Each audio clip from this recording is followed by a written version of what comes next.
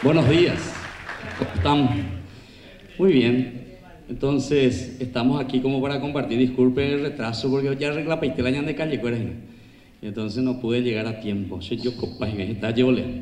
Bueno, ¿qué es lo que vamos a reflexionar un poco nosotros? Ahora ya, pero la vende Biblia, porque encuentro de Biblia, vende Biblia, de Biblia, ya, bueno, pero no es de mí, la vende Biblia, vende pobre, bueno, vamos a ver, claro, así en una forma muy general, desde San Juan y desde San Pablo, estos dos grandes autores verdaderamente. ¿Cuántos libros tenemos en el Nuevo Testamento? 27. Ahora díganme, ¿cuántos son los libros que están influenciados por el pensamiento de San Pablo? 13, ¿quién da más ella con la subasta? 14 legalmente.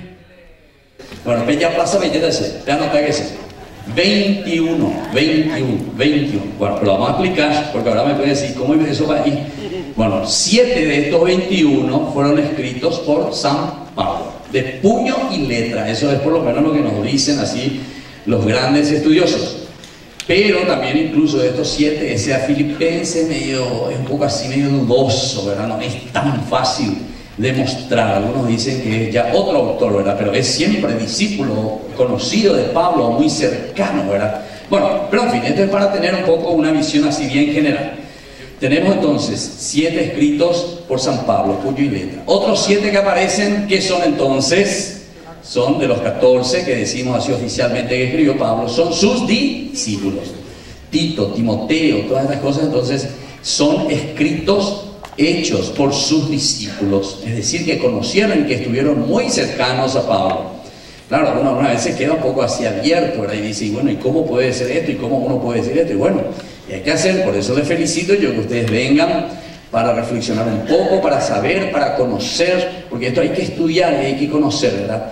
Estos pensamientos que nosotros encontramos en estos libros, por ejemplo, Tito, Timoteo, como les estaba diciendo, se nota incluso la segunda carta a los tesalonicenses, se nota que ya es una escuela posterior. Pero ¿qué piensan? O sea, ¿qué diría Pablo? Porque se escriben un poquitito ya después de la muerte de Pablo. Y entonces, ¿por qué sabemos eso? Por la estructura en que se está escribiendo. Por ejemplo, dice, bueno, ¿cómo tiene que ser el obispo? Amigo Pablo te va a hablar del obispo. Si todavía en su tiempo, si el jovencito ahí le matan, todavía no había una iglesia estructurada. Y le dice, los sacerdotes, los presbíteros tienen que ser de esta manera, ¿verdad? El obispo tiene que ser una sola vez casado. Bueno, ahí Pablo, ¿verdad? Bueno, pero viste, dentro de este desarrollo que se va realizando dentro de la iglesia, así vamos entendiendo. Pero después yo les decía, 21, 14 la nos faltan de 7. Otros 7 que tienen la influencia de Pablo. Y fíjense, Lucas, por ejemplo, ¿quién es? ¿Quién es Lucas? Lucas es el discípulo de Pablo. Lucas es el discípulo de Pablo. Por lo tanto, nos estamos encontrando con una teología paulina. Y entonces quiere decir que Pablo justamente deja toda su influencia en su discípulo, que es Lucas. Y desde ahí nosotros vamos a entender todos los escritos que vienen a continuación. Y esto es demasiado importante, ¿verdad? Para poder ver también el pensamiento, porque nosotros queremos mirar cuál es la influencia entonces, porque estamos hablando un poco ya dentro de este trienio de la juventud, sobre la juventud, o sea, cómo tendríamos que mirar los escritos paulinos que tendrían la influencia sobre esa comunidad joven, diría yo, ¿verdad? Esa comunidad joven. Y después si queremos entrar directamente en Tito y Timoteo, que serían estos que están comenzando. O incluso tendríamos que mirar en Lucas, porque Lucas también es un joven que le acompaña, que escribe lo que él está predicando. Y vamos a ir mirando primero algunas características de Pablo, porque después de San Juan, pero por lo menos vamos a centrarnos en algunas de las características importantes. Abran un poco su Biblia, Romanos, que entonces sería, no terminé el otro, cuando les dije, los otros 7, entonces serían de influencias dentro de un pensamiento global o general de otros que escriben. Por ejemplo, el Evangelio de Lucas.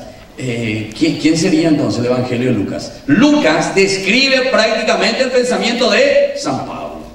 Te habla de la universalidad, te habla de la pobreza, te habla del distribuir los bienes, Hechos de los Apóstoles, continúa el mismo pensamiento de Lucas. Pero Lucas, ¿quién es? Lucas es el discípulo de Pablo.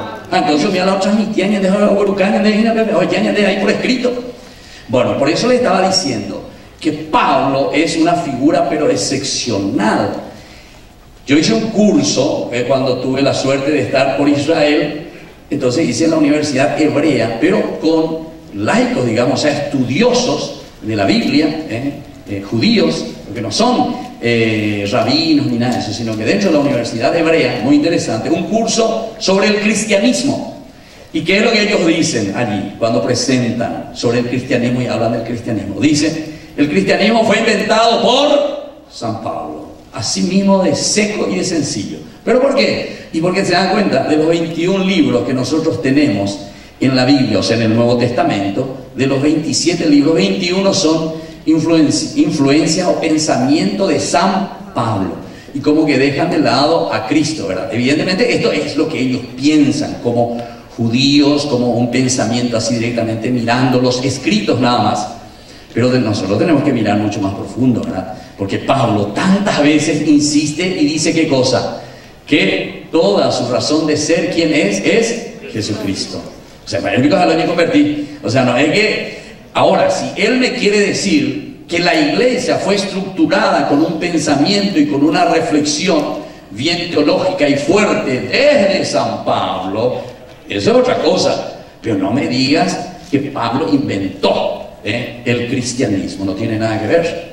Porque es como nosotros también, dentro de nuestras iglesias, dentro de nuestras comunidades, hablamos de iglesia latinoamericana, hablamos de iglesia europea, hablamos de iglesia africana, no sé, todas las iglesias, o incluso dentro de nuestras diócesis. ¿De qué hablamos? Y bueno, hablamos de una iglesia dentro de nuestros departamentos, dentro de nuestras diócesis, incluso dentro de nuestras parroquias, de nuestras comunidades, de nuestras capillas. Cada uno depende de quién, y depende de cómo nosotros, ¿verdad?, trabajamos y cómo implantamos el evangelio allí donde estamos. Apenas tengo una ¿verdad? En ese sentido sí podemos decir que Pablo es el que da la fuerza y el inicio, incluso después en la estructuración, porque tiene una mentalidad no tanto judía, el cristianismo, por lo menos en su estructura, sino que tiene una estructura bien griega, como nosotros nos organizamos. Viene más bien, pero es la confluencia de estas dos grandes culturas, la judía por una parte, pero la griega también con mucha fuerza. Y esta es la riqueza, como se habla. Y hoy en día podemos decir todas nuestras iglesias que tenemos la confluencia de tantas culturas, incluso la nuestra latinoamericana, incluso la nuestra paraguaya, incluso la nuestra de donde ustedes vienen, cada uno de su comunidad, de su parroquia, etc. Y ahí está la riqueza. ¿Cómo entendemos y aplicamos justamente el pensamiento de Pablo? Pero el pensamiento de Pablo, digamos en cuanto a estructura, pero que viene ¿desde dónde? Viene desde el encuentro personal con Cristo, o si no, no tendría sentido. Bueno, yo les pedí que abran capítulo 1 de los Romanos. Vamos a mirar un poco desde Pablo, esta influencia que él nos deja, que nos da, y sobre todo mirando en esta, yo diría, bueno, los jóvenes, vamos a hablar de los jóvenes. Ustedes piensen que Pablo está hablando de los jóvenes, pero los jóvenes también que lo encontramos dentro de una estructura general, de una iglesia que están haciendo. Yo quisiera tomar desde ese punto de vista. Alguien que me lea ahí o que me diga, ese está mejor. Bueno, vamos a ver si este está mejor. Vamos a ver, encontraron ahí su Biblia, Romanos 1, del 1 al... Ahí en la introducción nomás, cuando él hace el saludo. Ustedes no tienen el micrófono ahí, ¿verdad? No. Entonces yo voy a leer yo personalmente, porque saben que esto están grabando todo y tienen que ir ahí. Bueno, a ver rápidamente. Comenzamos con ese 1:1, como él saluda. Que esto lo encontramos prácticamente en todas las cartas de Pablo. Hay algunas que no tienen por ahí esta introducción. Carta de Pablo, servidor de Jesucristo. Pensamos, servidor de Jesucristo, llamado para ser apóstol y elegido para anunciar la buena noticia de Dios que él había prometido por medio de sus profetas en las Escrituras acerca de su Hijo Jesucristo, nuestro Señor, nacido de la estirpe de David, según la carne, y constituido Hijo de Dios con poder, según el Espíritu Santificador, por su resurrección de entre los muertos. Por él hemos recibido la gracia y la misión apostólica, a fin de conducir a la obediencia de la fe para gloria de su nombre, a todos los pueblos paganos, entre los cuales se encuentran también ustedes, que han sido llamados por Jesucristo. A todos los que están en Roma, amados de Dios, llamados a ser santos, llegue la gracia y la paz que proceden de Dios nuestro Padre y del Señor Jesucristo. Bueno, ¿saben por qué? Desde aquí vamos a comenzar. Primero, para mostrar la personalidad de Pablo. ¿Quién es Pablo aquí? Y como yo les dije, todo este congreso que ustedes están haciendo y que tiene un tinte desde el aspecto también del trienio, de la juventud, es muy importante. Este primer año 2017, ¿qué nos dicen los obispos? ¿Dónde tenemos que centrarnos? Abrazarse a Cristo en forma general. Por el primer año, ¿qué es lo que tenemos que hacer? Vaya y llamar. Ella plazadase. El nuncio tiene razón cuando dice que no hay guay y no dañamos perereina. ¿Qué es lo que este año teníamos que haber incentivado a fuerza? Mira que ya estamos en septiembre, octubre, y de movimiento. ¿Cómo? ¿Cómo? No, es en general, abrazado a Jesucristo, ahí vamos a llegar al final. Pero este año, ¿qué tenemos que hacer? 3 años que ya ponen de ti, 3 procesos. Sí, ¿cómo? Pero eso, ¿qué decía? ¿Hacia dónde apuntaba? Conocer a quién, a Jesucristo. Primero el conocimiento. Bueno, ya hablaba te anotase los 3 elementos. Primero, 2017, los obispos nos dicen conocer a Jesucristo. Bueno, aquí justamente vamos a conocer primero, dice Pablo. Primero, y claro, porque no podemos amar lo que no conocemos. Eso bien deja de algo que vos no conoces. Joven, yo voy a evangelizar, ya queriendo dar normas, pautas, etcétera, pero no sé todavía ni en quién estoy creyendo. Por eso el querigma es el primer elemento, el anuncio, la evangelización, el lanzar. ¿Y de dónde? Desde un conocimiento de Jesucristo. Porque si vos te enamorás de Jesucristo, entonces después podés seguirlo. Segundo año, 2018, vaya ya preparada, pero si no hicimos todavía esto, entonces ¿cómo vamos a asignar el segundo 2018? Tenemos 3 meses todavía, dale. A full llamamos a ser de comunidad. ¿Cuál es el segundo? Una vez que vos conocés, ¿qué tenemos que hacer? Justamente dice enraizarnos en esta persona de Jesucristo. ¿Qué sería? Correspondería. El primero correspondería al querigma. El segundo, ¿a qué cosa? Enraizarse. ¿Qué significaría eso entonces? Es amar, ustedes son mis amigos. ¿Qué sería esto entonces? Tendría que ser la catequesis. Bíblico dice la catequesis. Catequesis quiere decir el catejeo, la resonancia. Una vez que yo conozco, tengo que también formarme. Tengo que conocer eso que me llamó y me atrajo. ¿Se acuerdan cuando Pedro justamente anuncia por primera vez, capítulo 2, Hechos de los Apóstoles, y después que viene el Espíritu Santo y hace toda la historia de salvación, ahí les cuenta a esas personas que le están escuchando, ¿qué es lo que al final dicen estas personas? ¿Qué le dicen a Pedro? ¿Y qué tenemos que hacer? Ahí está. ¿Qué tenemos que hacer? Él les dice, bautícense, etc. Pero después del querigma. Pero el tener que hacer quiere decir justamente enraizarse en este Jesús. Conocer a este Jesús. Dar razón de tu fe, dice San Pedro. Bueno, tercer año, 2019. Una vez que vos le conociste, ahora te enraizás, o sea, le conoces, profundizás, te arraigás en este Jesucristo. El tercero, ¿qué tiene que ser?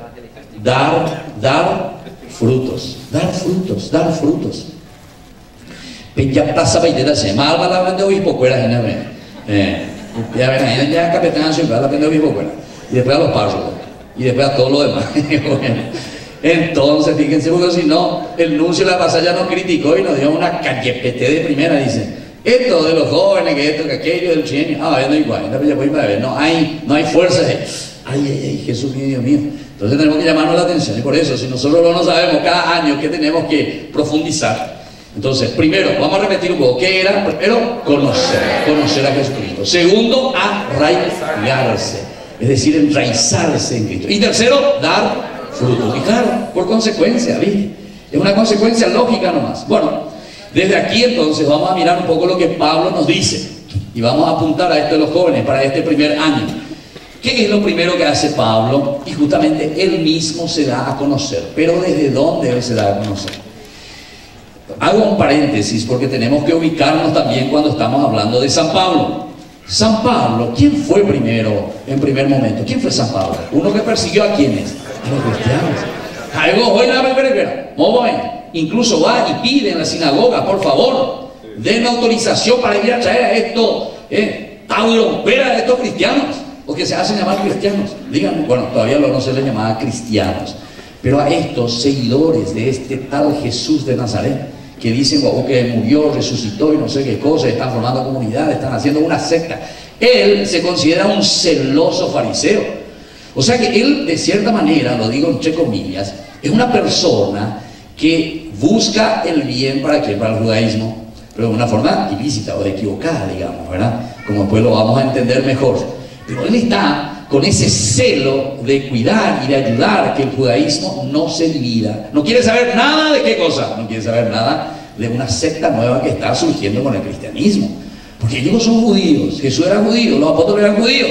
Ahora, ¿qué es lo que ellos están mirando? Que están mirando y diciendo, mira, todo esto que Dios había prometido en el Antiguo Testamento, ¿se está cumpliendo en quién? Se está cumpliendo en Jesús de Nazaret.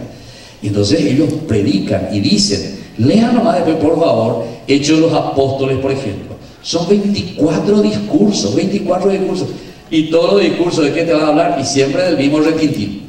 ¿Cómo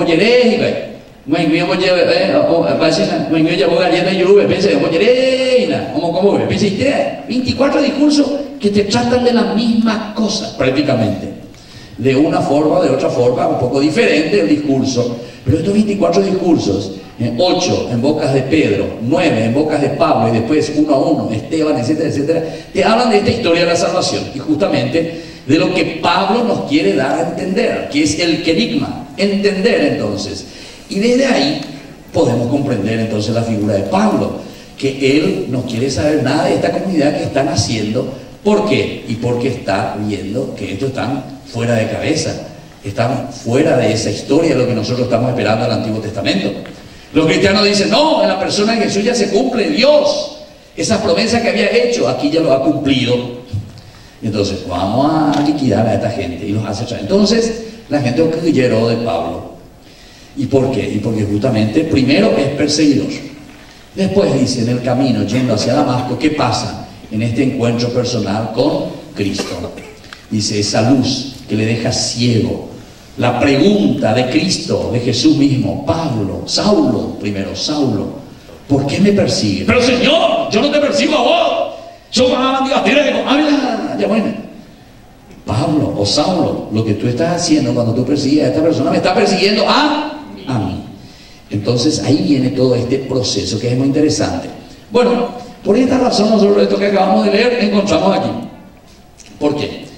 Porque ese es el primer elemento. La comunidad cristiana que le recibe a Pablo no le está aceptando. Número uno, pero anota que ese es el primero. O sea, la vida o el pasado de Pablo no le ayuda a Pablo para él presentarse y predicar sobre Jesús. Número uno. Número dos, ¿cuál es el segundo problema? Que justamente en esta comunidad cristiana que están haciendo así, joven, para comenzar, ¿verdad? Un camino nuevo, algo así, que tiene que cambiar chip. ¿Cuál va a ser el segundo elemento? Que Pablo va y predica, y ahora comienza a predicar algo nuevo. Después de una experiencia, fíjense que Gálatas sobre todo nos va a hablar de esta figura de Pablo. En el capítulo 1 de Gálatas, él presenta y dice, bueno, una vez que yo, dice, recibí de parte de Dios este anuncio, esta fuerza, dice, yo me fui a Arabia por 3 años, a reflexionar. Pero ¿sobre qué cosa estaba reflexionando Pablo? Pablo estaba reflexionando sobre las promesas que Dios había hecho en el Antiguo Testamento. No, estaba reflexionando sobre otra cosa. Él está reflexionando sobre todo lo que Dios había prometido al pueblo judío. 3 años, dice, va solo. Él no baja todavía a Jerusalén. Después de eso, va y se encuentra con 3 de sus discípulos que estaban en Jerusalén. ¿Quiénes son? Pedro, Santiago y Juan. ¿No les suena para este nombre a ustedes, Pedro, Santiago y Juan? Son los 3 discípulos que aparecen en toda oportunidad, sobre todo en los evangelios. Son los 3 grandes de la iglesia. Y esto entonces, históricamente, nos está demostrando que eran los personajes más importantes dentro de la comunidad cristiana, Pedro, Santiago y Juan. Cuando va a haber la transfiguración, Jesús, ¿con quién va? Pedro, Santiago. ¿Cuándo le va? A resucitar a esta chica de 12 años que está en aquella. No está muerta, dice Jesús, o capaz de Jesús. ¿A quién le lleva con él? A Pedro, Santiago y Juan. Cuando se va al Getsemaní, Jesús, del dolor que está sintiendo ahí en el Getsemaní. ¿A quién le lleva? Primero se van todos, pero después se aleja un poquitito más. Le lleva ya otra vez a 3. ¿Quiénes son? Pedro, Santiago y Juan. Bueno, y así, no sé cuáles son los otros pasajes, pero siempre aparecen estos 3 personajes. Son los más importantes. ¿Por qué? Porque históricamente esto nos está demostrando que estos son los que le dieron después vida o continuidad a esta comunidad cristiana. Pablo entonces, ahí en Gálatas capítulo 1 nos dice, después de 3 años me voy yo solo primero, comienzo a reflexionar. ¿Sobre qué reflexiona? Sobre el Antiguo Testamento, todas las promesas, y él se convence y dice, de barro, mira un poco, había sido una persona de Jesús, se realiza todo lo que Dios había prometido. ¿Qué hace después? Por sinceridad del corazón, ahora él se va y habla con estos 3 personajes. Y ahí también tira una bomba de primera categoría, casi una bomba atómica. ¿Saben por qué? Porque aquí hay un problemita. Paso un poquitito más hacia adelante y después vuelvo a este tema. Porque el asunto es que Pablo después, cuando se abre a los paganos, a los gentiles, él encuentra mucha resistencia. Porque él habla de qué cosa. Dice que los paganos no necesitan qué cosa, no necesitan circuncidarse, es decir, no necesitan hacerse judíos para pertenecer y para ser cristianos. Y después, ¿qué otra cosa? Que la ley, que Moisés. Pero está loco, Pablo, no hay que la lea. ¿Cómo? A Moisés vos le vas a dejar ahora de lado. ¿Cómo? Si ese es el centro para nosotros. Y sí, le dice Pablo. Ahora lo importante, ¿quién va a ser? La salvación viene por un único Salvador. ¿Quién es el único Salvador? Cristo, Jesús. Jesús es el Cristo, Jesús el ungido. Y entonces no dice al final que todo lo que ha pasado de la ley no sirve para nada, sino que vamos en la ley, la ley, Moisés, tuvo un papel muy importante. ¿Y cuál es? Y hasta ahora tiene un papel muy importante, les dice Pablo. Sirve como esa muleta. Sirve justamente para que ese que está naciendo hacia el cristianismo, ahora en esta revelación plena, que es el escatón para él, es decir, la realización del reino de Dios en su plenitud, entonces esa ley no sirvió. Pero no te quedes en la ley como tal. No te sirve la ley para nada, le dice. No te sirve la circuncisión para nada si es que vos no apuntás al centro, porque Dios ya se ha manifestado y ha realizado todo eso. ¿En quién? En la persona de Jesús. Bueno, pero cuando gusta y aquí pues está el otro problema. Entonces, a Pablo absolutamente no le están aceptando. Primero ya por su pasado, dijimos. El segundo, ¿por qué cosa? Por su, podemos decir, por su doctrina de Moisés. El segundo elemento entonces sería por la doctrina que Pablo está predicando.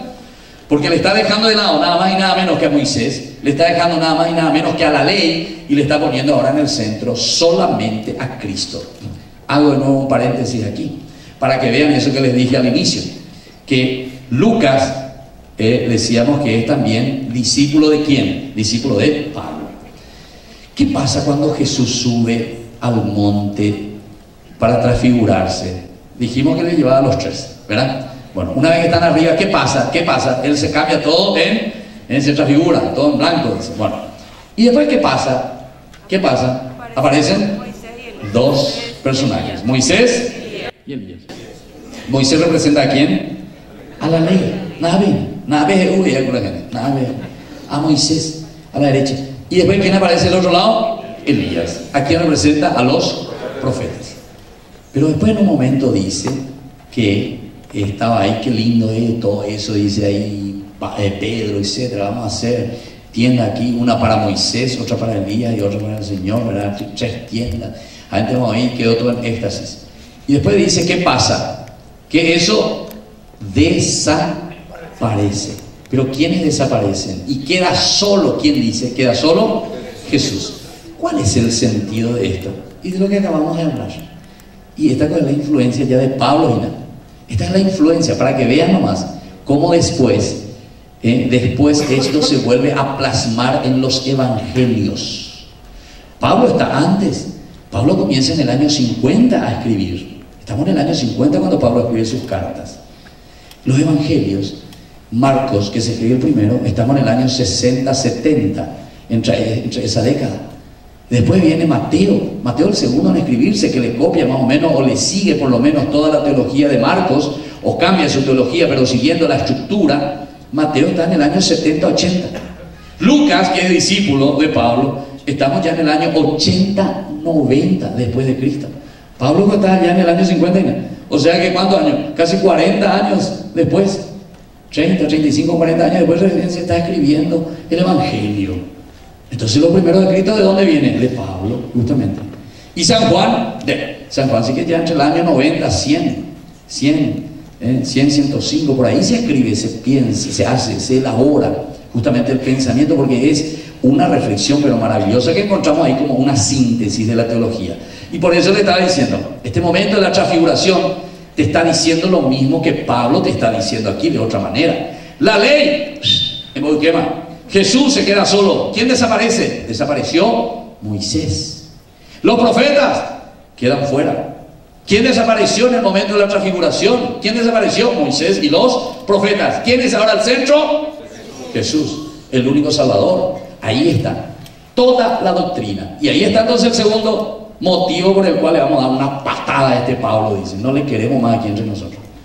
¿Por qué? Porque a ver, o cambia el año de chip, o cambiar el año de teología en síntesis. Pero no basta eso, vamos a mirar un tercer problema. ¿Cuál es el tercer problema? Es lo famoso que nosotros vemos en la cuestión ritual.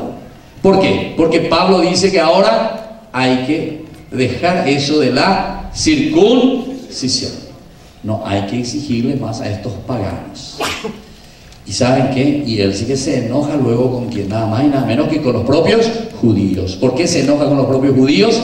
Porque ustedes no nos aceptan a nosotros. Nosotros vamos para anunciar, vamos a predicar en medio de ustedes. ¿Y qué ustedes hacen? Oremos en la penderoga, güey. Oremos en la ciudad fuera, güey. Y entonces aquí viene también la otra influencia. Ahora otro paréntesis para que ustedes entiendan bien. Mira cómo viene la influencia, que es espectacular. Y esto justamente es San Lucas el que más habla de este aspecto. También el capítulo 10 de Mateo también, cuando Jesús les envía, ¿verdad? El envío misionero. Pero Lucas también tiene el envío misionero y es mucho más duro. ¿Por qué? ¿Qué dice? Cuando ustedes vayan a una ciudad y esa ciudad no los recibe, ¿qué dice el Evangelio? ¿Qué tienen que hacer? Bueno, sacudan hasta el último polvo que queda en las sandalias de ustedes. Bueno, ¿qué está queriendo decir Pablo? ¿A quién se está? Perdón, ya de fama me yo. Bueno, ¿a quién se está refiriendo Lucas? A lo que está sucediendo en la comunidad cristiana, a lo que estaba sucediendo ya con Pablo. Ellos van a ¿qué? Van a predicar a la sinagoga. ¿Se van a predicar a quién? A los judíos.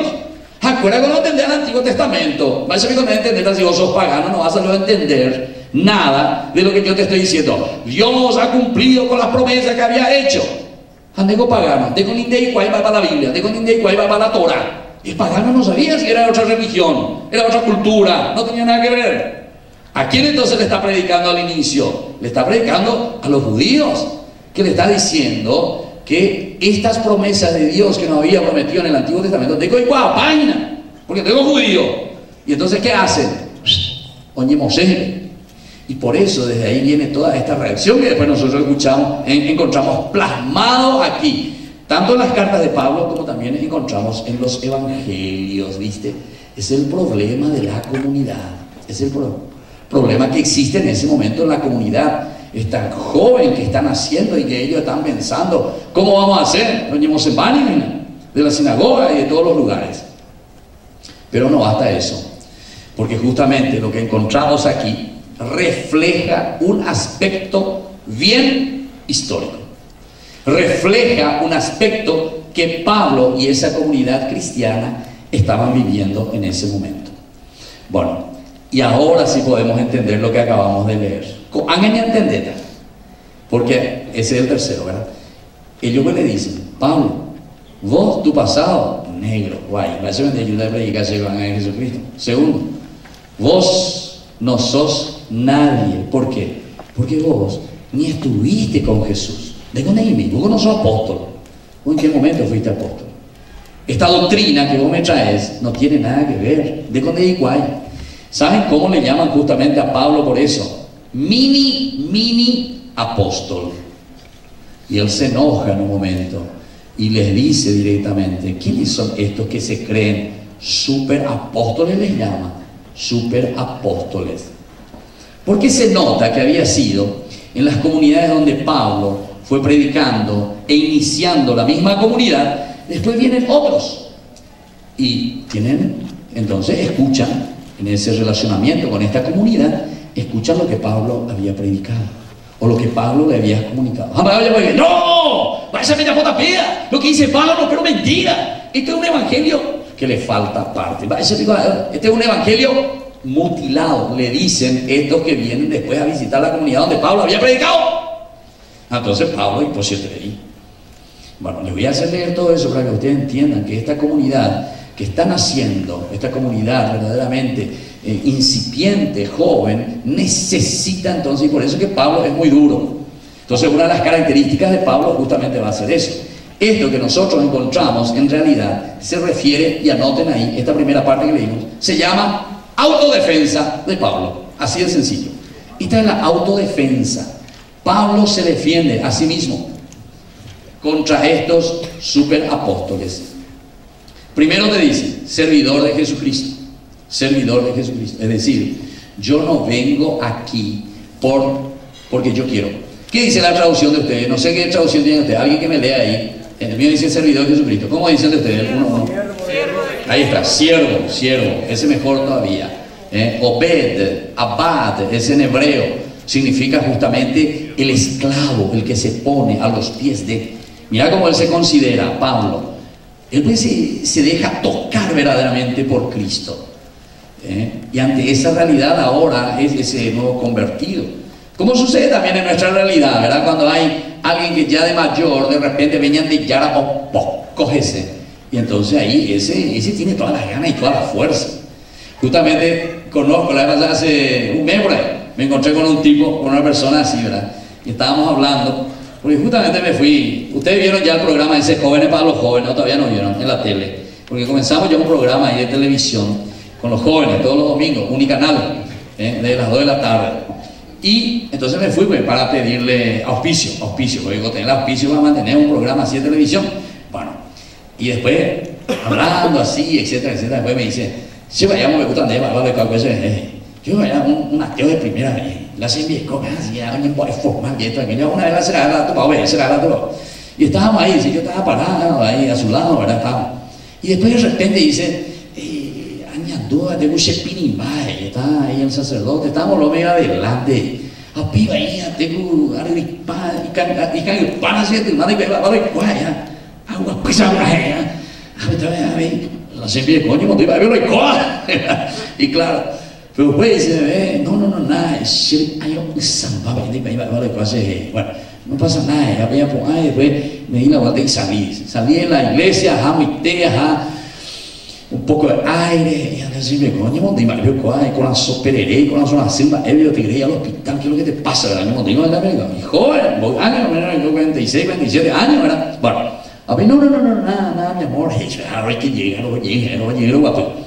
Y después dice, en el momento, dice, de la consagración, interesante, como él cuenta, pero lo cuenta desde adentro, ¿verdad? Incluso, si decimos Piribay, cuando yo escucho, ¿verdad? Cuando escuchaba, incluso cuando cuento, ¿verdad? O sea, cómo Dios actúa, es esa fuerza que pasa también en Pablo, dice, en ese momento en que el sacerdote levantaba, dice,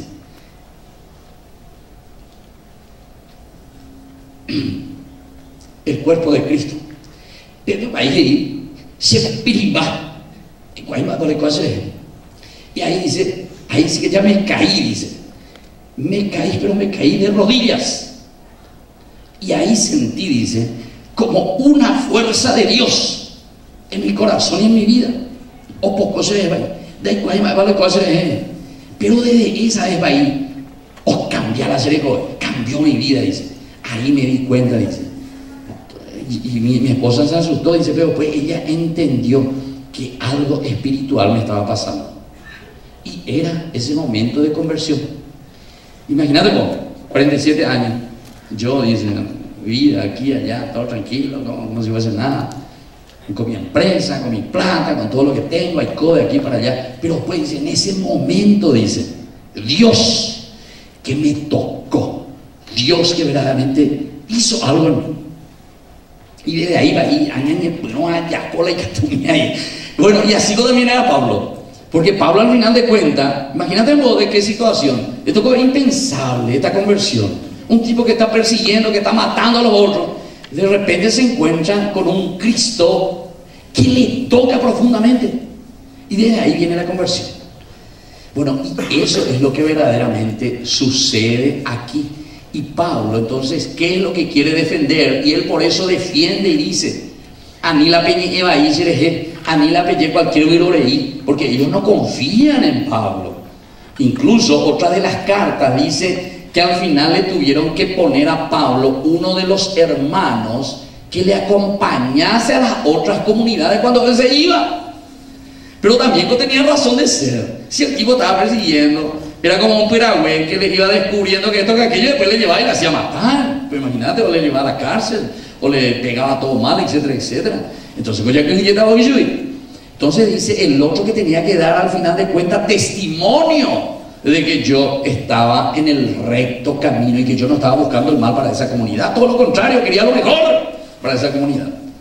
Bueno, y entonces así nosotros podemos comprender lo que Pablo aquí está diciendo. Primero, soy servidor de Jesucristo. Lo primero que él se presenta es así, es una autodefensa tremenda. En todas las cartas, como le estoy diciendo, creo que uno o dos nomás que no tienen esta introducción, pero en todas partes Pablo se presenta así. Segundo, llamado para ser apóstol.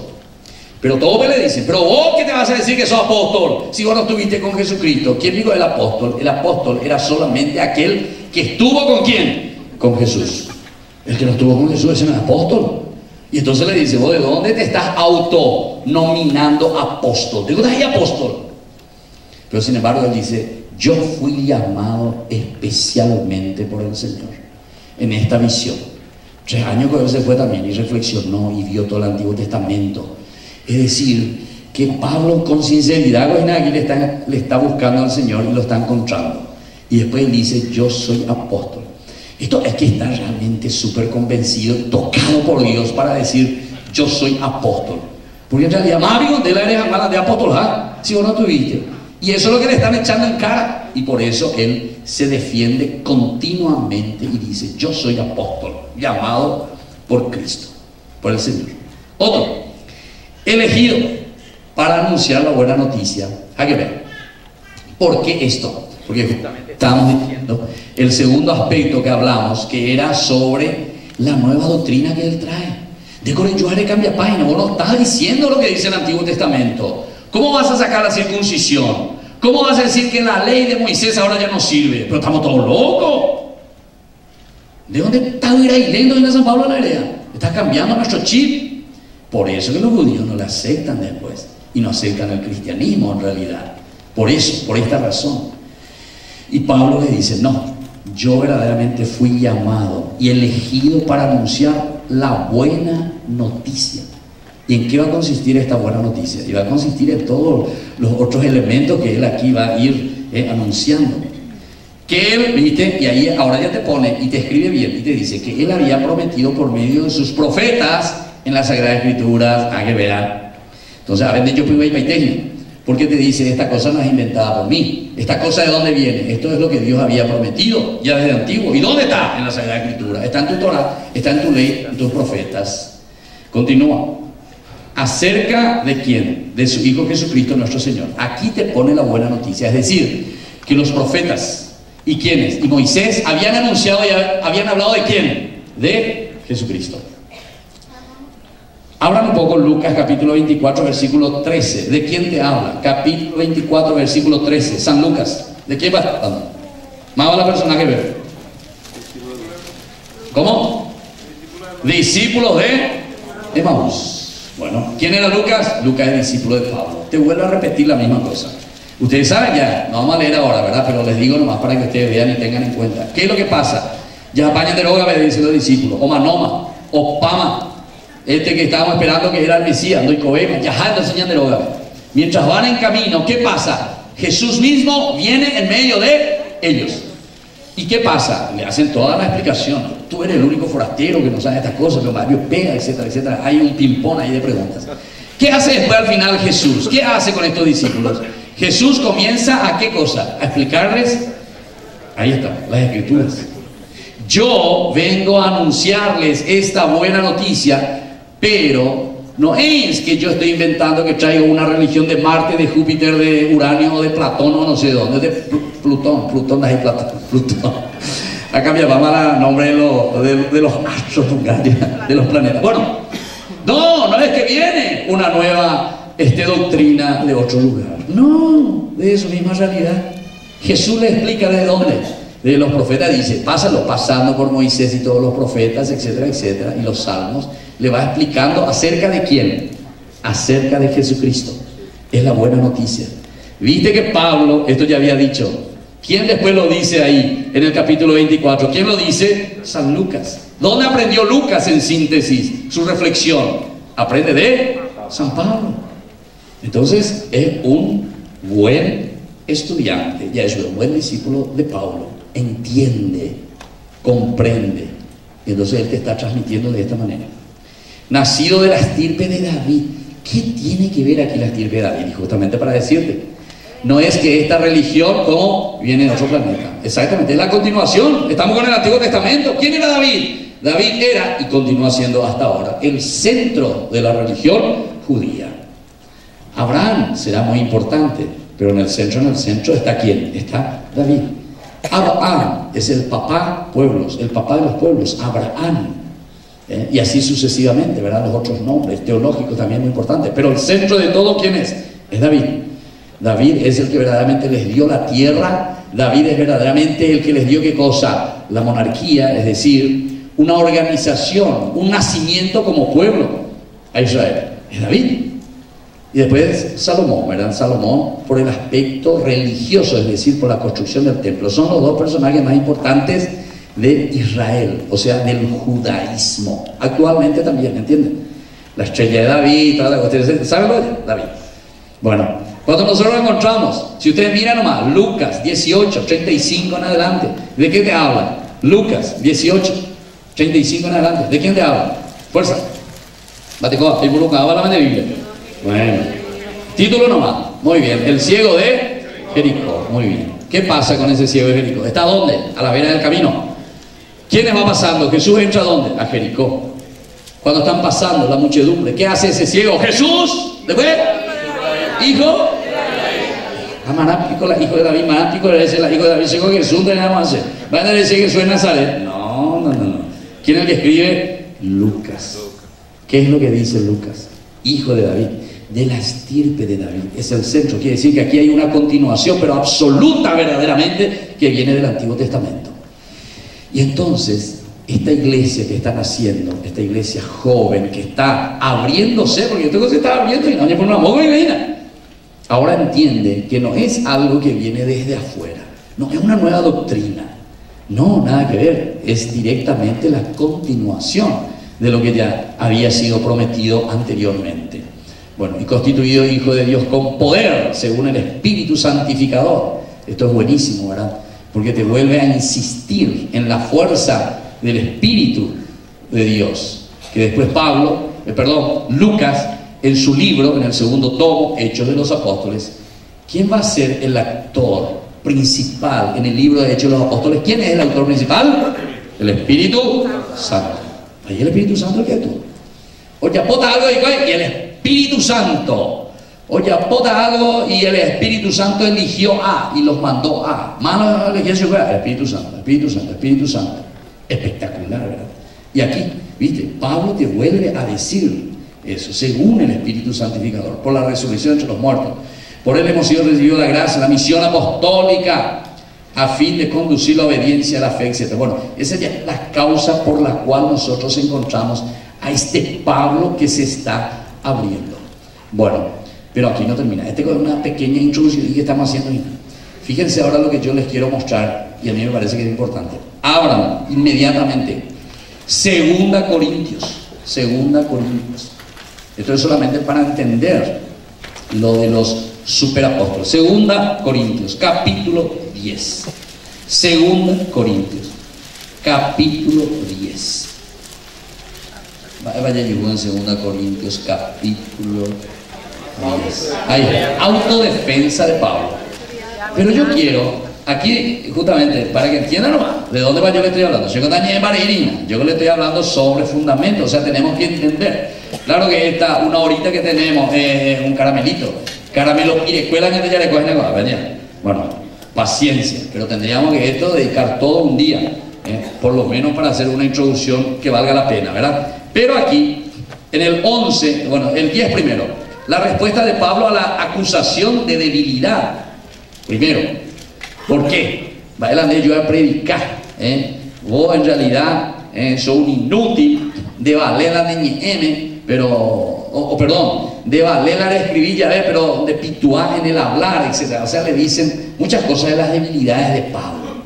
Pero Pablo después se va a ¿verdad? La respuesta a la acusación que le hacen. Pero vamos al 11. Aquí Pablo vuelve a insistir sobre qué es lo que a él le mueve, qué es lo que le mueve. Ojalá, dice, quisieran tolerar un poco de la locura de mi parte, les dice. De hecho, ya me toleran. Yo estoy celoso de ustedes por el celo de Dios, porque los he unido al único esposo, Cristo. Bueno, esto es lo que a él le mueve. Bueno, ese es un elemento. Pero ahora, miren el 11:7 en adelante. Esta es la apología más fuerte de Pablo.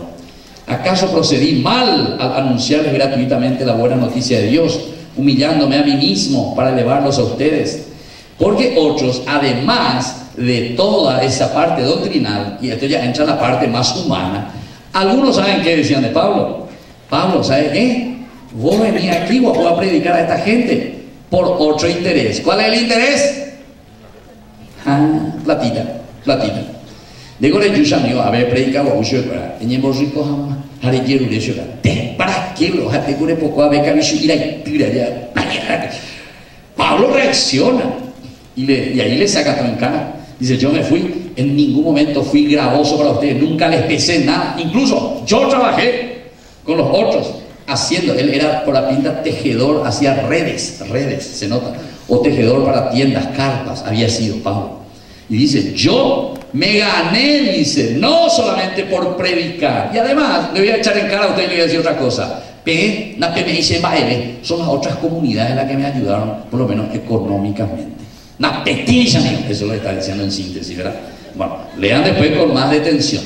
Pero yo quiero seguir todavía en la parte apologética, ¿verdad? Dice Pablo.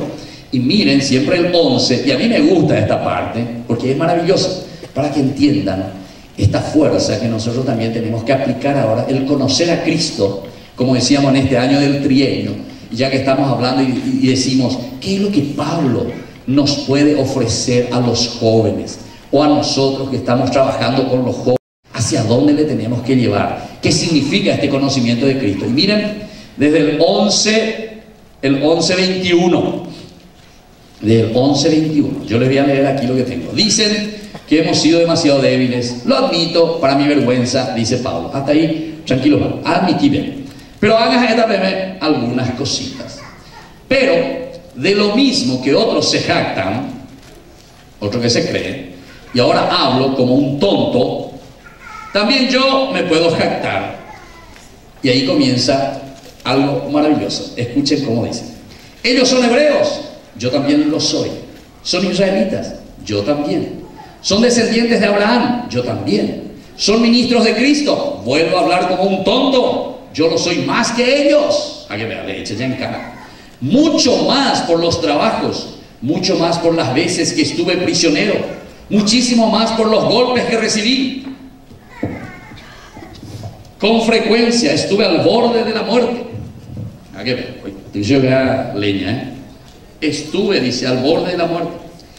Y aquí viene la lista. 5 veces fui azotado por los judíos, con 39 golpes. 3 veces fui flagelado. 1 vez fui apedreado. 3 veces naufragué y pasé un día y una noche en medio del mar.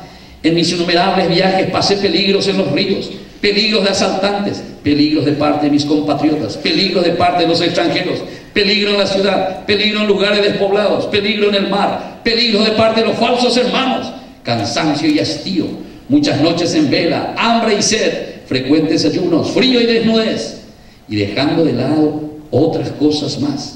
Está mi preocupación cotidiana, el cuidado de todas las iglesias. ¿Quién es débil sin que yo me sienta débil? ¿Quién está a punto de caer sin que yo me sienta como sobre ascuas? Si hay que gloriarse de algo, yo me gloriaré de mi debilidad. Dios, el Padre del Señor Jesucristo, bendito sea eternamente, sabe que no miento.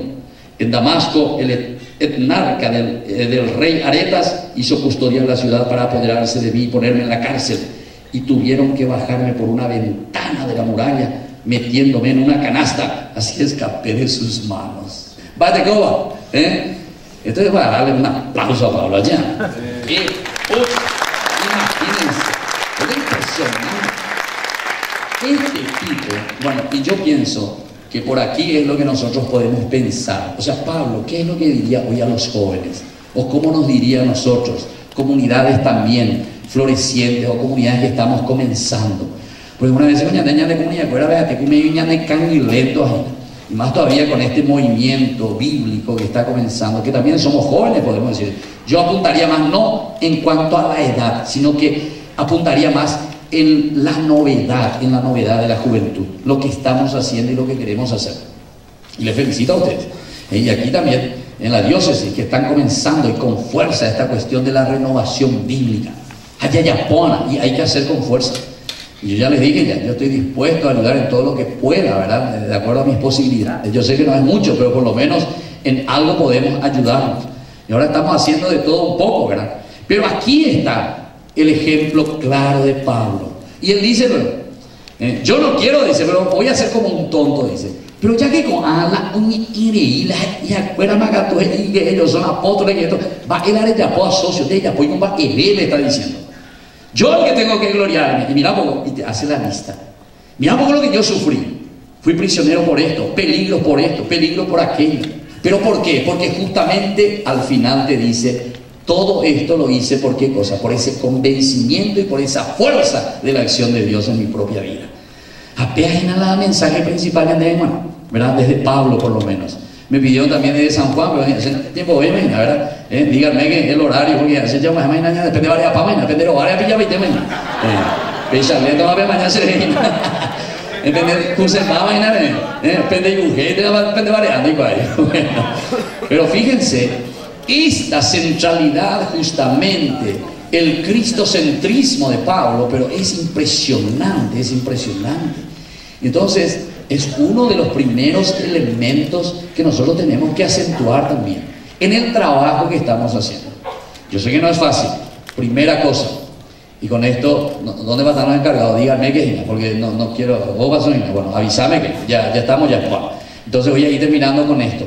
Les voy a decir una cosa muy importante para que ustedes entiendan cómo tenemos que hacer toda esta fuerza, ¿verdad? Joven, primero desde nosotros, pero apuntando también a los jóvenes, desde ahí también ir instruyéndoles. Primero, tenemos que mirar cuáles son las cosas que verdaderamente nos gustan. Bueno, a ustedes yo sé que ahora les gusta y por eso están metidos en esto de los grupos bíblicos, de la palabra de Dios, de esforzarnos, de conocer, de ir al fondo. Bueno, número uno, te tiene que gustar.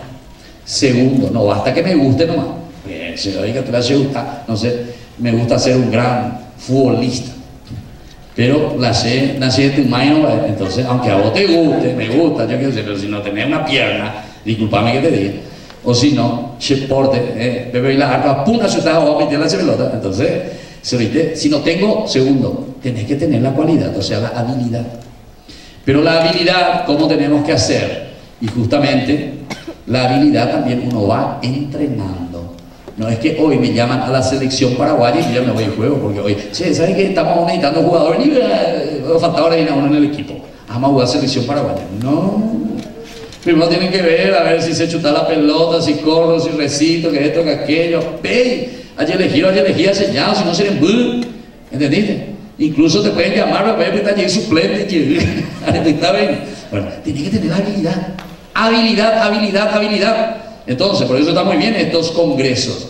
Todo el congreso, y así de un día, de 2 días, no nos da toda la respuesta todavía. Necesitamos, ahí viene el tercer elemento, disciplina. Disciplina significa sentarte a estudiar seriamente, esforzarte.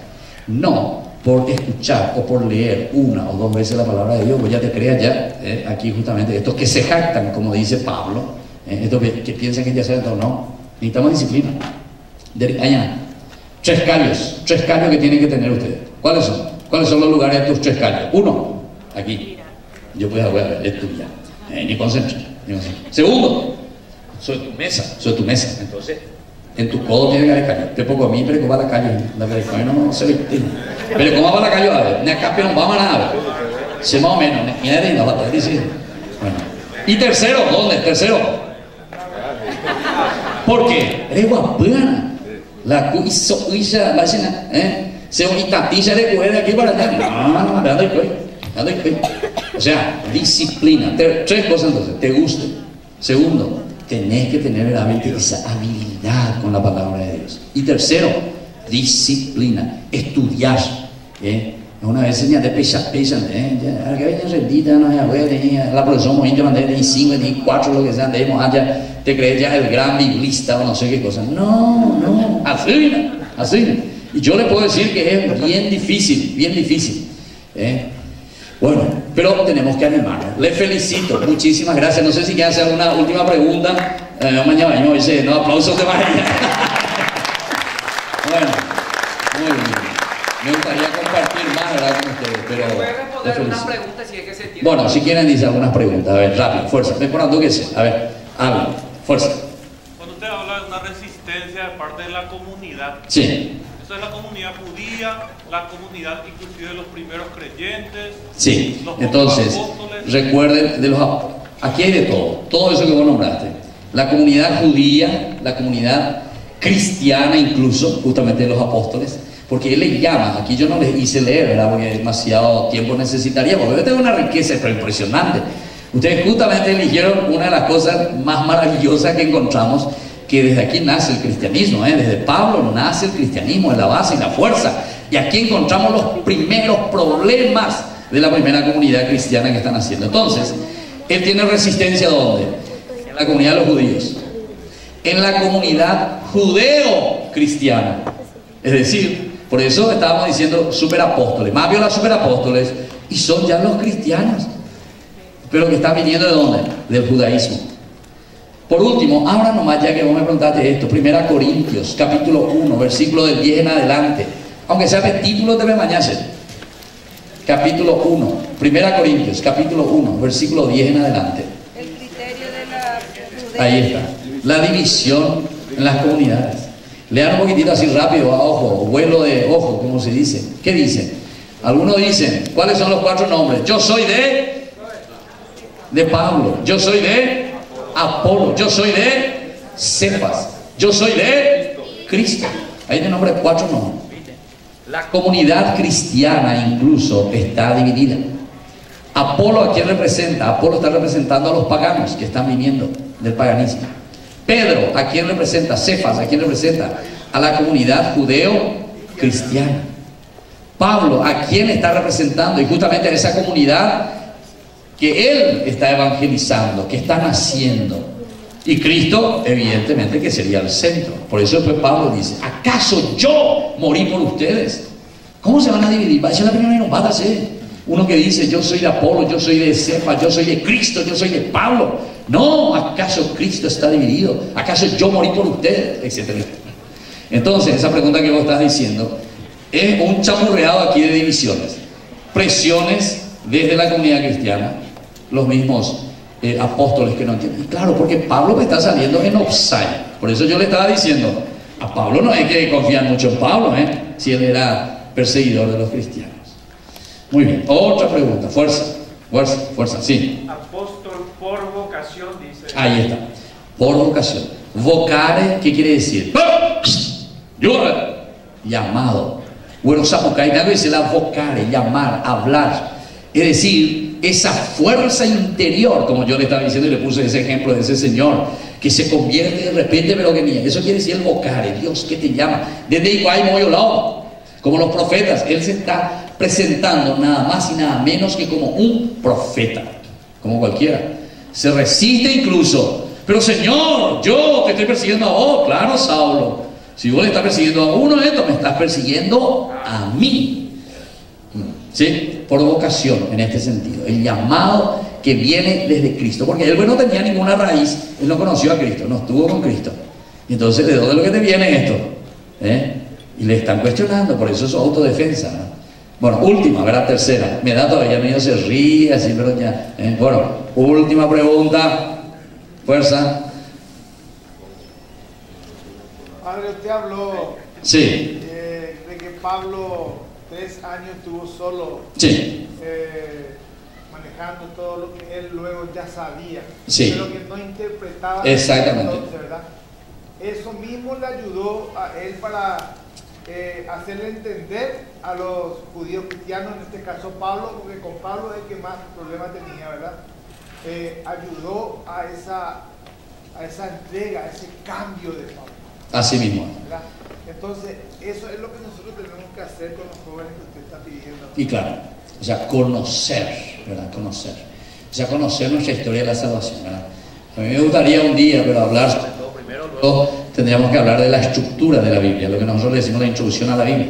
Si quieren, y los que tienen posibilidad, escuchen Radio María los martes a las 9:30 de la noche. Ahí tenemos un programa, aquí yo vengo todos los martes a las 9:30 de la noche hasta las 11 de la noche. Y justo ahora comenzamos, creo que son 4 o 5 programas que ya hicimos, todos los martes, con 2 jóvenes que me acompañan, y estamos haciendo introducción a la Biblia. Porque primero que tenemos que entender qué es lo que tenemos en nuestras manos, eso que vos estás diciendo. Tenemos que entender qué es lo que sucede aquí. Porque algunos que agarran la Biblia y ya quieren, pero no sabe qué es lo que hay por debajo. Pablo aquí está escribiendo como autodefensa, yo le estaba diciendo, porque hay problemas que surgen en esa comunidad. 1 Corintios capítulo 1, versículo 10, como le estaba diciendo, quiere decir que en la comunidad había problemas, dificultades, se estaban dividiendo entre ellos. Y hoy, después vas a aplicar cuando vos entendés eso. Es como decir, Legión de María, grupo carismático, grupo no sé qué cosa, grupo tal cosa, ya dividipa. Acá no, dice Pablo, para eso es dividir, ¿acaso Cristo está dividido? Tenemos que trabajar todos juntos, ¿entiendes? Pero eso que ya es después ya. Pero primero tenés que entender lo que pasa. Porque eso mismo después vuelve a suceder en la interpretación que nosotros hacemos, ¿verdad?, de la palabra de Dios. Ahí usted levantó, sí. Usted había dado 3 pasos, ¿verdad? Sí. Que era el rechazo de Pablo. Sí. Después era que La doctrina. ¿Y la tercera? La tercera es sobre los ritos que él cambia. Todo lo que es el aspecto de la circuncisión. Y eso es demasiado. Y la ley como tal. Dejar a Moisés de lado. Sí, aquí levantó también. Sí. Gracias, Padre. ¿Podría volver a repetir sobre las cartas de Pablo y la influencia? Sí. Y sobre Hebreos. Ya. Sí. Pues sí. Entonces, yo le estaba diciendo, de 27 cartas tenemos 21, le dije. Es fácil. 3 por 7, 21. 7, puño y letra, que él mismo escribió. A pesar de que entre paréntesis digo que ese a Filipenses, según los estudios, algunos dicen que ese es muy difícil que tal vez sea de Pablo, porque ya tiene cierta otra influencia. Yo justamente tuve un compañero, un sacerdote que hizo su doctorado sobre la carta a los filipenses, ¿verdad? Y hay las dos posiciones. Algunos dicen que es de Pablo, otros dicen que ya es de algún discípulo. Pero en fin, la tradición nos dice que son 7 de Pablo. Después vienen 7 otras cartas que son de sus discípulos. Timoteo, Tito, todas estas cartas. Entonces, incluso aquí entraría también a los hebreos, carta a los hebreos. Pero ustedes saben que esa carta es muy difícil de aplicar a Pablo, muy difícil. Tal vez ya es muy posterior esa carta. Primero, no es carta, porque es un gran discurso. Segundo, no es de Pablo, entonces ya no es carta ni de Pablo. Y tercero, tampoco es para los hebreos. Entonces, carta de Pablo a los hebreos. No es de Pablo, no es carta y no es a los hebreos. Entonces, ¿qué es? Bueno, pero ustedes tienen que saber, y no se preocupen por eso, es que en aquel tiempo, esto es lo que se llama la pseudonimia, son los falsos nombres, se dicen, quiere decir eso, ¿verdad? ¿Pero por qué? No es porque ellos querían mentir ni nada de eso, no. Porque le dan fuerza a qué cosa? A los escritos que ellos están dando. Y entonces, aquí, la carta, vamos a decir, la carta a los hebreos, ¿qué es lo que te quiere enseñar? Que Jesús en síntesis es el centro de todo es el nuevo sacrificio y que Jesús es sacerdote. Pero claro, pero ¿cómo yo voy a presentar ahora? Viste que ya es muy posterior la reflexión que Jesús era sacerdote. Jesús era un laico, primera cosa. Jesús no puede ser sacerdote porque no es de la tribu de Leví, no es de la tribu de Leví. Él es de la tribu de David. Y no puede ser de la tribu de David y de la tribu de Leví al mismo tiempo. ¿Va bien? Entonces, ¿cómo te presenta este Cristo sacerdote? Ah, no. Su sacerdocio no viene de la tribu humana. ¿De dónde le viene? Según el rito de Melquisedec, otro loite. Entonces, ¿de dónde viene? Y que es mucho antes. Abraham, cuando se encuentra con Melquisedec, ¿quién es este personaje? No tiene origen y después no se sabe qué pasó con ese Melquisedec. Aparece en el capítulo 14 que se encuentra, ¿viste? Entonces, es sacerdote Cristo, pero por otro rito, según el rito de Melquisedec. ¿Entendiste? Entonces, por eso, esta otra carta entra igual a los hebreos dentro de la teología, dentro de la escuela, se dice, paulina. Y después los otros 7 que decimos que son de una escuela paulina, por ejemplo Lucas no es ni carta, no es ni nada, etcétera, etcétera. Pues sabemos que Lucas dice, según la tradición, que estuvo con Pablo y él escribe el Evangelio, él escribe Hechos de los Apóstoles. ¿Y vos qué encontrás en el Evangelio de San Lucas? ¿Y qué encontrás en Hechos de los Apóstoles? Y encontrás el pensamiento de ¿quién? El pensamiento de Pablo. Pero recuerden, porque detrás de Pablo nosotros no vamos a poder entrar ahora, pero hay las famosas escuelas de Hillel y de Gamaliel, que son rabinos. Pablo pertenece a la escuela de Gamaliel, fue su maestro, pertenece a la escuela de Gamaliel. Hillel, ¿qué decía? Y no está equivocado, Hillel, cuando decía que nosotros como pueblo de Dios somos pueblo elegido por Dios y por lo tanto Dios viene y se revela solamente para nosotros porque nosotros somos el pueblo elegido. Eso dice Hillel. Y no está equivocado porque eso es lo que encontramos en Génesis. Dios que llama a Abraham, le llama para qué, para formar un pueblo elegido. Y entonces reflexiona más bien que nosotros somos el pueblo elegido. En Éxodo después, en el capítulo 19, de nuevo te vuelve a hablar de todo eso que somos. Y yo soy tu Dios y vos sos mi pueblo y yo te voy a llevar sobre águila, etcétera, etcétera. Pero después Gamaliel ya aparece con otra tendencia y otra terminología. Es el universalismo. Y ahí entra Pablo. Y ahí nosotros entendemos la teología de Pablo entonces.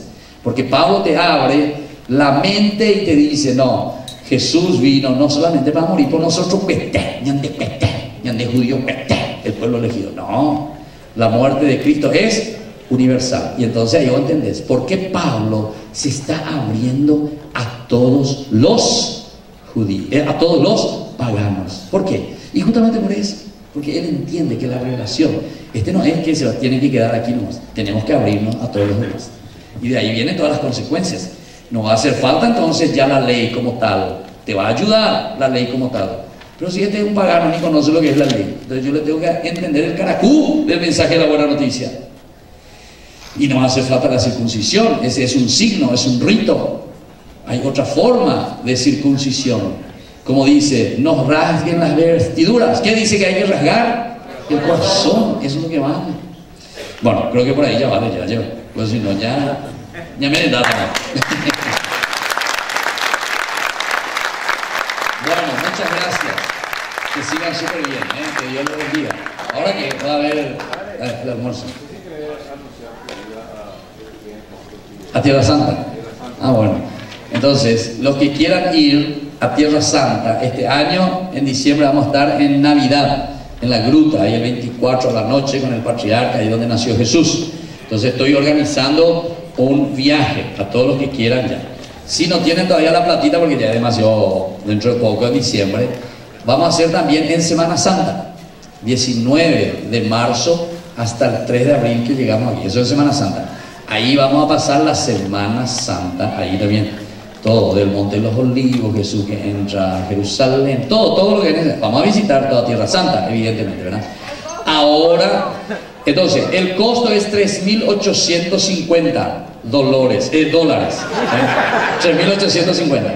Ahora, el otro, no sé si va a ser más caro, porque es, ¿cómo que le dicen? Eso, temporada alta, ¿verdad? Pero, o si vamos a mantener más o menos el mismo precio por ahí, ¿verdad? Pero les invito entonces a todos los que quieran participar Y si no pueden ahora este año o en Semana Santa el año que viene, vamos a hacer otra vez en el 18 para Navidad, ¿entienden?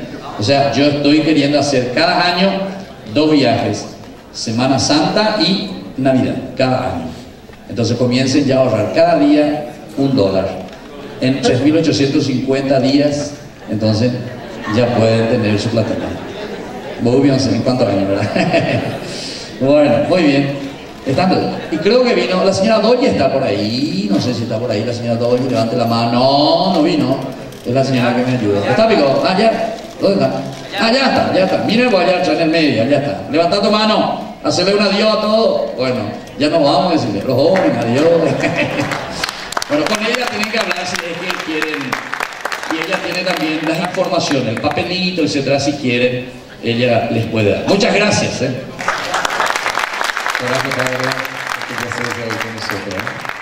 Valió la pena la espera, ¿verdad? Sí.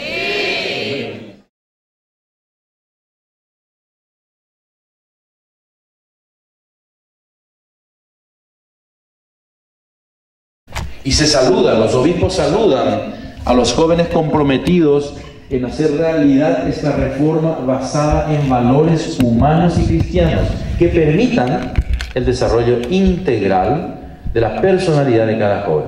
Hay mucha necesidad. Entre otras cosas, en primer lugar, mejorar la formación docente como maestros de vida.